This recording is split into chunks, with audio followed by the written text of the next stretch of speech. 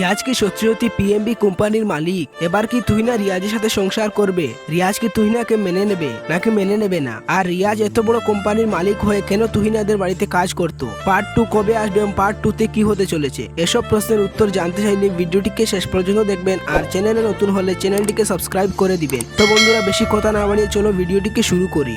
তো প্রথম পর্বে আমরা দেখেছিলাম যে রিয়াজ তুহিনাদের বাড়িতে কাজ করে আর তুহিনা বিদেশে সাংবাদিকের চাকরি করে। এরপর আমরা দেখি যে তুহিনা 6 মাস পর বাড়িতে আসলে রিয়াজ তাকে বাস স্ট্যান্ড থেকে আনতে যায়। পথে আসার সময় রিয়াজের বাবি বলে, কিরে রিয়াজ, হবু বউকে পেয়ে আমাদের কথা ভুলে গেলি? এই কথা শুনে তুহিনা রাগ করে আর বলে, আমার সামনে কথা বললে হিসেব করে বলবে। এরপর আমরা দেখি যে তুহিনা বলে যে সে একটি ছেলেকে ভালোবাসে, সে তাকেই বিয়ে করবে, কিন্তু এতে তুহিনার বাবা মানে না, কিন্তু তুহিনার মা এতে পুরো সহায়তা করে তুহিনাকে। এরপর ছেলের বাড়ির লোক আসে এবং তুহিনার বিয়ে তারা পাকা করে দেয়। এরপর আমরা দেখি যে তুহিনা রিয়াজকে বলে যে 22 তারিখ আমার বিয়ে, তুই এর মধ্যে আমাদের বাড়ি থেকে বেরিয়ে যা, তোর এই অবয়া মুখ আমি দেখতে চাই না। এরপর রিয়াজ তাদের বাড়ি থেকে চলে যায়। এরপরের দৃশ্যে আমরা দেখি যে তুহিনা বিয়ের জন্য সেজেছিল, তখন শফিক এসে বলে তুহিনার যে ছেলেটার সাথে বিয়ে হওয়ার কথা ছিল সেই ছেলেটি আরেকটি মেয়েকে নিয়ে পালিয়ে গেছে। এরপর আমরা দেখি যে তারা ভেবে পাচ্ছে না তারা কি করবে।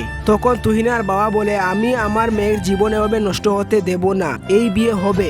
এরপর রিয়াজকে গিয়ে বলে যে তুহিনাকে বিয়ে করতে। এরপর রিয়াজ তুহিনাকে বিয়ে করে ফেলে। এরপর বাসর ঘরে তুহিনা বলে, আমি তোকে ভালোবাসি না, তুই এখন আমাদের বাড়ি থেকে বেরিয়ে যা। এরপর রিয়াজ চলে যায়। এরপরের দিন সকালে তুহিনা ও ডিউটিতে চলে যায়। এরপর আমরা দেখি যে ম্যানেজার বলে, পিএমবি কোম্পানির মালিক আসছে, তুহিনা কোথায়? এরপর তুহিনা এসে যায়। এরপর পিএমবি কোম্পানির মালিক আসে, আর এই মালিক আর কেউ না, সে হলো রিয়াজ। তো বন্ধুরা, আপনাদের কি মনে হয় রিয়াজ কি তুহিনাকে মেনে নেবে?